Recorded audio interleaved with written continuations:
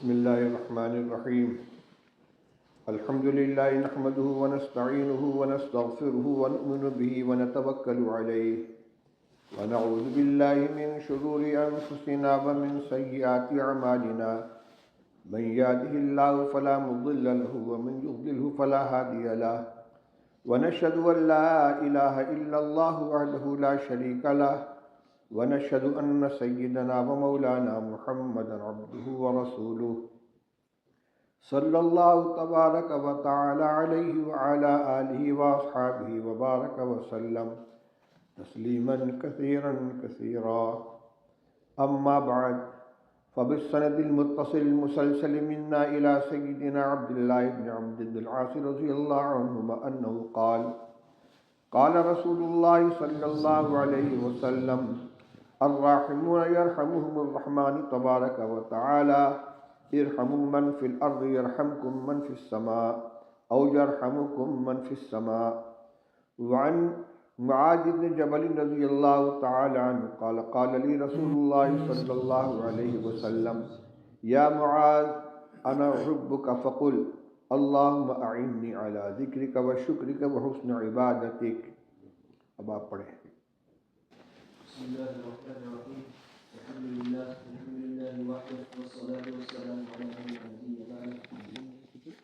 أما بعد، فبالسند المتصل بكم حفظكم الله تعالى وأطال الله عمركم بالصحة والعافية إلى أمير المؤمنين في الحديث أبي عبد الله محمد بن إسماعيل البخاري رحمه الله تعالى رحمة واسعة نفعنا الله بعلومهم وفيوضهم وفيوض مشايخنا. قال: بسم الله الرحمن الرحيم.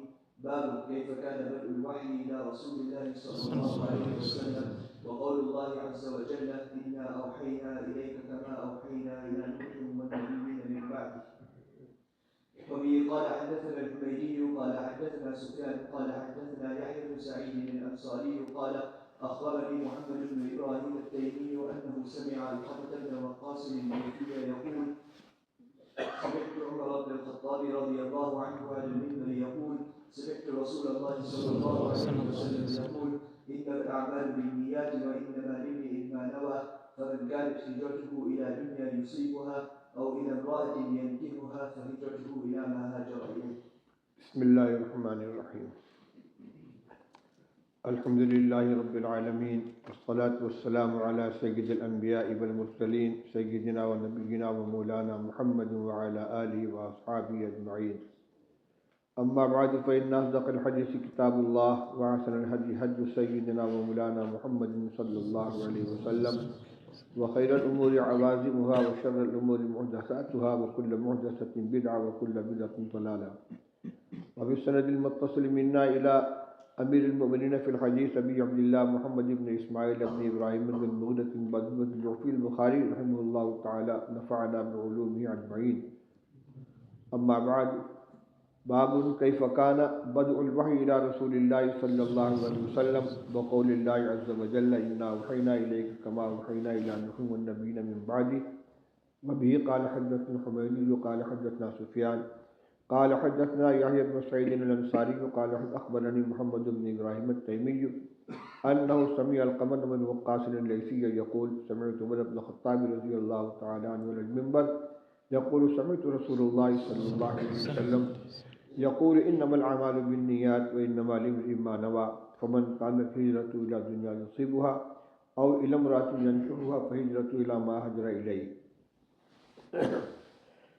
محترم علماء کرام، طلبہ عزیز اور طالبات و معلمات، میں نے بخاری شریف کی عبادت خوانی سے پہلے آپ کے سامنے مسلسلات کے سلسلے کی 2 روایتوں کا متن پیش کیا ہے. پہلی روایت مسلسل بالاولیت کہلاتی ہے، مسلسل بالرحمت بھی کہا جاتا ہے اس کو. اس کے راوی حضرت عبداللہ ابن عمرو بن العاص رضی اللہ عنہما ہے. وہ فرماتے ہیں کہ رسول اللہ صلی اللہ علیہ وسلم نے ارشاد فرمایا: الراحمون یرحمہم الرحمن تبارک و تعالی. جو رحم کرنے والے ہیں، رحمان تبارک و تعالی ان پر رحم، ان کے ساتھ رحم کا معاملہ فرماتے ہیں. ارحموا من فی الارض، تم زمین والوں پر رحم کرو، یرحمکم من فی السماء یا یرحمکم من فی السماء، تم پر آسمان والا رحم کرے گا۔ اس حدیث کی خصوصیت یہ ہے کہ ہر شاگرد اپنے استاد سے سب سے پہلے اس حدیث کو سنتا ہے، اس میں اولیت کا تسلسل ہے۔ ویسے مولانا عاشق الہی صاحب بلند شہری رحمۃ اللہ علیہ نے کی وضاحت کی ہے کہ یہ تسلسل حضرت سفیان تک ہے، اس کے آگے نہیں ہے، اور یہ روایت ترمذی شریف اور ابو داؤد شریف میں بھی موجود ہے۔ ان دونوں محدثین نے اپنی سند کے ساتھ نقل کی ہے، لیکن اس کا اکثر حصہ چونکہ اولیت کے تسلسل کے ساتھ جڑا ہوا ہے، اس لیے اس کو مسلسل بالاولیت کہا جاتا ہے۔ ہمارے اساتذہ اور بزرگوں کا یہ طریقہ رہا ہے کہ اگر کسی نئی مجلس کے اندر پہنچے جہاں کسی کتاب کے اختتام ہے یا افتتاح ہے یا ویسے ہی درس کا کوئی سلسلہ ہے اور طلبہ حدیث سامنے موجود ہیں، تو اس حدیث کو اپنی سند سے سنا کر اس کی اجازت دے دیا کرتے تھے۔ خاص طور سے میرے شیخ اور استاد حضرت مولانا مفتی محمود الحسن صاحب نے رضی اللہ عنہ قدہ کو اس کا اہتمام کرتے ہوئے دیکھا۔ اسی سنت پر عمل کرتے ہوئے میں نے یہ روایت آپ کے سامنے پیش کی ہے۔ اور دوسری روایت پیش کی حضرت معاذ بن جبل رضی اللہ تعالیٰ عنہ کی، یہ مسلسل بن محبت کہلاتی ہے۔ حضرت نبی کریم صلی اللہ علیہ وسلم نے معاذ بن جبل رضی اللہ تعالیٰ عنہ کو مخاطب کر کے فرمایا، انا احبک فقل، اے معاذ بن جبل، میں تم سے محبت کرتا ہوں، لہذا تم یوں کہا کرو، اللہم اعنی علی ذکرک و شکرک و حسن عبادتک۔ ہر فرض نماز کے بعد اس دعا کو پڑھنا یہ مسلسل بالمحبت کی روایت کی بنا پر مسنون ہے۔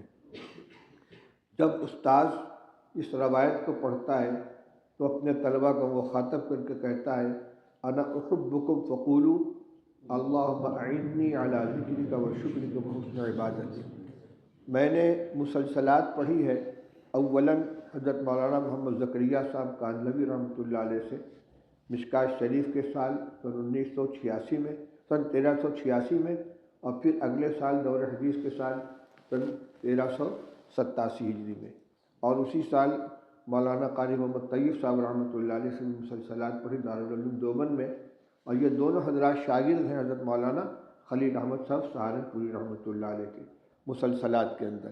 اور مولانا خلیل احمد صاحب سہارنپوری رحمۃ اللہ علیہ کو مسلسلات کی اجازت حاصل ہے مولانا عبدالقیوم صاحب بڑھانوی رحمۃ اللہ علیہ سے، اور وہ شاگرد تھے حضرت شاہ محمد اسحاق صاحب دہلوی کے، وہ حضرت شاہ عبدالعزیز صاحب محدث دہلوی کے، وہ اپنے والد گرامی مسند الہند حضرت شاہ ولی اللہ صاحب محدث دہلوی کے، اور شاہ ولی اللہ صاحب رحمۃ اللہ علیہ سے آگے کے سند ان کے رسالے مسلسلات کے اندر موجود ہے۔ اور اب تو تمام کتب کی سندیں الحمدللہ مرتب ہو گئی ہیں، شائع ہو گئی ہیں۔ پہلے ایک دو رسالے تھے، الیانع الجنی، الدر المنضود، لیکن اب مولانا عاشق الہی صاحب کا رسالہ العناقد الغالیہ فی الاسانید العالیہ، اور اس کے علاوہ بھی ہند و پاک اور بنگلہ دیش میں بہت سے حضرات نے سندوں پر مشتمل کتابیں لکھی ہیں۔ ابھی کل بھی ایک سر کتاب میرے سامنے آئی تھی مولانا یوسف مطالعہ صاحب رحمۃ اللہ علیہ کے اسانید کی۔ اس لیے اب سند کا معلوم کرنا اور اس کا محفوظ رکھنا چندہ دشوار نہیں رہ گیا ہے۔ تو میری مسلسلات کی سند یہ ہے جو میں نے ابھی آپ کے سامنے بیان کی۔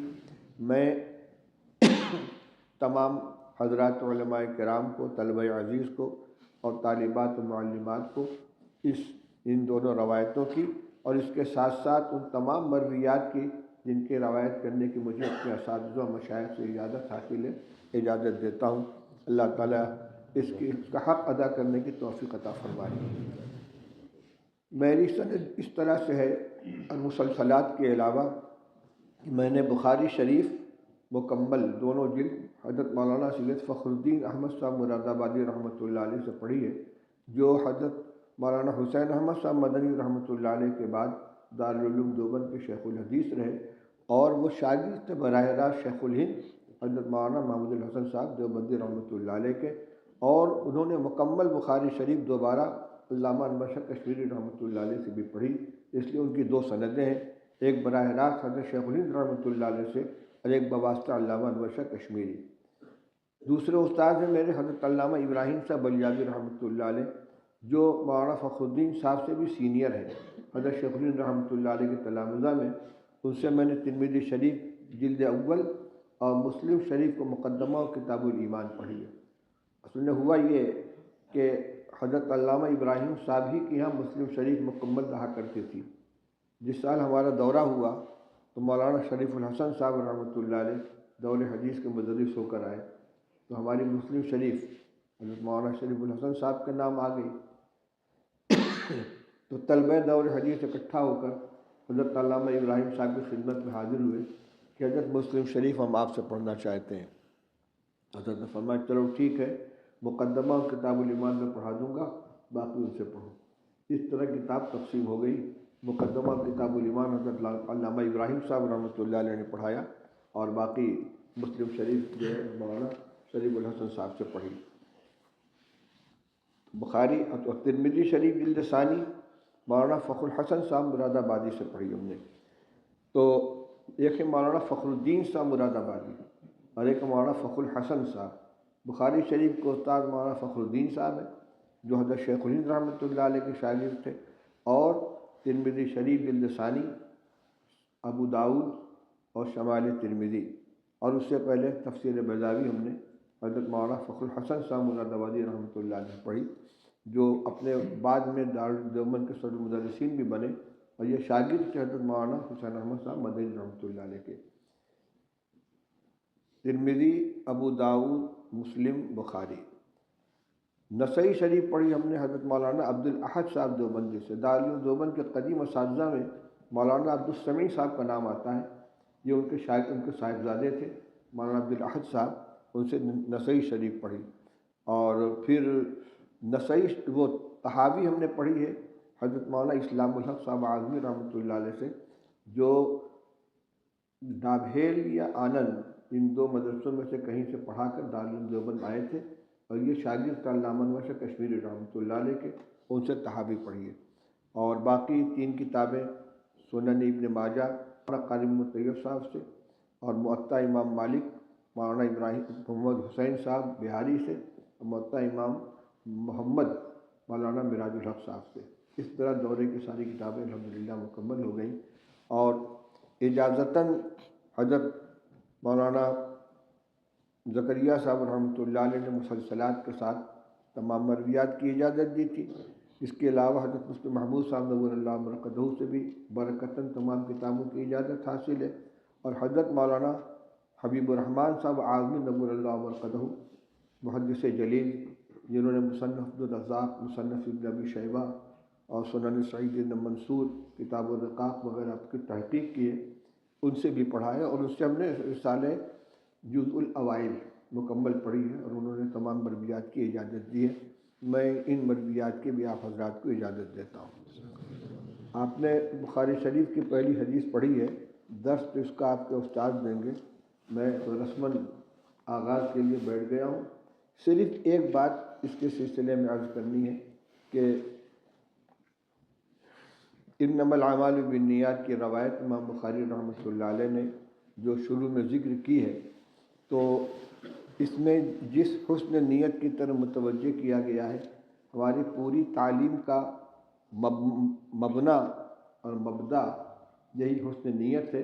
حسن نیت کو سب ہمیشہ پیش نظر رکھنا چاہیے، خالص اللہ کی رضا اور صحیح علم کی بنیاد پر صحیح عقیدہ اور صحیح عمل اور صحیح اخلاق کو اختیار کرنے کی نیت سے علم، یہ حدیث پاک اور تمام علوم کو حاصل کرنا چاہیے۔ آپ باقی تفصیلات حضرت الاستاذ سے سنیں گے۔ ہمارے مولانا فخر الدین صاحب رحمۃ اللہ علیہ نے اس موقع پر ایک خاص بات یہ بتلائی تھی کہ یہ روایت اور بخاری شریف کی آخری حدیث دونوں غریب روایتیں ہیں، اور غریب نہیں بلکہ غریب ترین ہیں۔ 3 سند آخر کی، 3 واسطے آخر کے منفرد ہیں۔ یہ روایت صرف حضرت عمر رضی اللہ تعالیٰ عنہ سے مروی ہے، لیکن صحابی کا تفرد تو خیر حدیث کو غریب بناتا نہیں۔ اس کے نیچے جو شاگرد ہیں حضرت عمر رضی اللہ عنہ سے سننے والے علقمہ ابن وقاص لیثی، اور ان کے شاگرد محمد ابن ابراہیم تیمی، اور ان کے شاگرد یحییٰ بن سعید الانصاری۔ بخاری شریف میں 6-7 جگہ یہ روایت آئی ہے الفاظ کے تقدم تاخر کے ساتھ۔ سب کی شروع کی سند کے 2 نام تو بدلے ہیں، لیکن یحییٰ بن سعید الانصاری سے لے کر یا علقمہ ابن وقاص لیثی تک تمام سندوں میں ایک نام ہے، اس کے علاوہ کوئی دوسرا ان کا متابع و شاہد نہیں ہے۔ اس طرح یہ روایت غریب نہیں بلکہ غریب ترین ہے۔ اسی طرح جو آخری روایت حضرت ابو ہریرہ رضی اللہ تعالیٰ عنہ کی حضرت ابو زرعہ کے توسط سے منقول ہے، اس میں بھی شروع کے 2 تلامذہ کے علاوہ باقی تمام سند تلامذہ یکساں ہیں، وہ بھی غریب ترین ہے۔